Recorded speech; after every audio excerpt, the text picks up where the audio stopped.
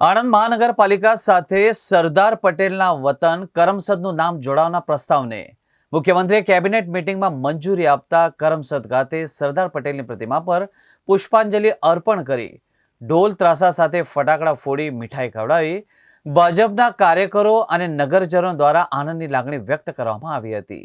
સરદાર પટેલના વતન કરમસદનો આણંદ મહાનગરપાલિકામાં સમાવેશ કરવામાં આવતા કરમસદની એક આગવી ઓળખ જાળવાઈ રહે એ માટે જિલ્લા ભાજપ પ્રમુખ સંજય પટેલ, ધારાસભ્ય યોગેશ પટેલ સહિત તમામ ધારાસભ્યો અને સંગઠનના પદાધિકારીઓ દ્વારા મુખ્યમંત્રી ભૂપેન્દ્ર પટેલને રજૂઆતો કરવામાં આવી હતી અને ત્યારબાદ રાજ્ય સરકારની મળેલી કેબિનેટ મિટિંગમાં આણંદ મહાનગરપાલિકાને કરમસદ આણંદ મહાનગરપાલિકા તરીકે ઓળખ આપવા માટેના પ્રસ્તાવને મુખ્યમંત્રી દ્વારા મંજૂરી આપવામાં આવી હતી।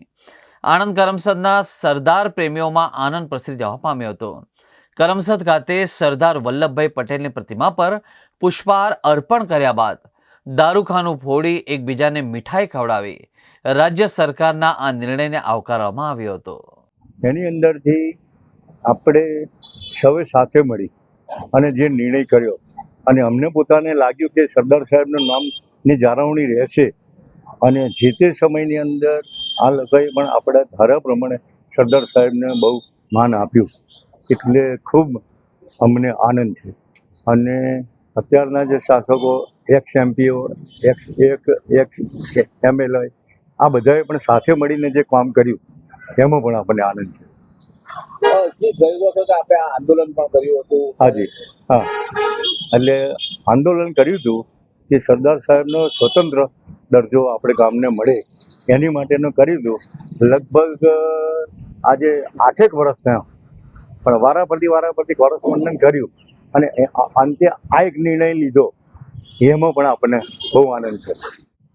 જાન્યુઆરી મહિનામાં જ્યારે આણંદને મહાનગરપાલિકાનો દરજ્જો આપવામાં આવ્યો ત્યારે કરમસદને પણ સાંકળી લેવામાં આવ્યું હતું।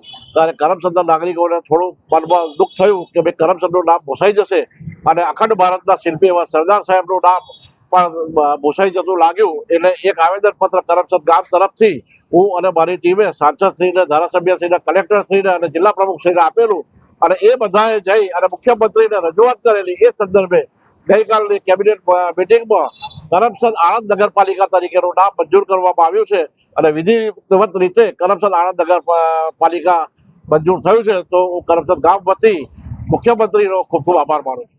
ગુજરાતની ભારતીય જનતા પાર્ટીની સરકાર દ્વારા લગભગ 7 માસ પહેલાં ગુજરાતના વિકાસના અર્થે ગુજરાતમાં લગભગ 9 મહાનગરપાલિકાઓની રચના કરવામાં આવી, જેમાં આણંદનો પણ સમાવેશ હતો। જ્યારે આણંદ મહાનગરપાલિકાની રચના થઈ ત્યારે એમાં ભારત રત્ન લોખંડી પુરુષ સરદાર વલ્લભભાઈ પટેલ સાહેબનું માદરે વતન અને કર્મભૂમિ એવું કરમસદ શહેરનો પણ આણંદ મહાનગરપાલિકામાં સમાવેશ કરવામાં આવ્યો હતો।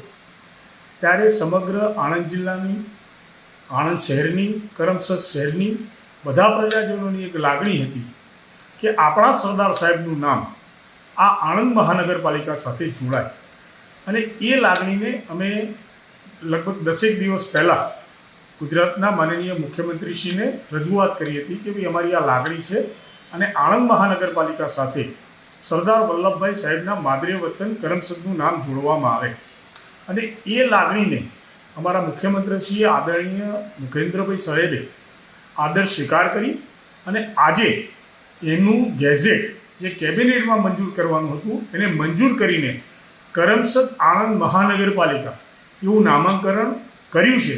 ત્યારે સમગ્ર વિસ્તારમાં ખૂબ આનંદનો માહોલ છાયો છે। સરદાર સાહેબનું આણંદ શહેર સાથે, આણંદ મહાનગરપાલિકા સાથે નામ જોડાવાથી સ્વયં આણંદ મહાનગરપાલિકાનું એક ગૌરવ વધ્યું છે, એમનો પણ અમને ખૂબ આનંદ છે। આ તબક્કે હું આણંદ મહાનગરપાલિકાના, કરમસદ આણંદ મહાનગરપાલિકાના સમગ્ર પ્રજાજનો તરફથી ગુજરાત સરકારના માનનીય મુખ્યમંત્રી શ્રી ભૂપેન્દ્રભાઈ પટેલ સાહેબનો ખૂબ ખૂબ આભાર માનું છું।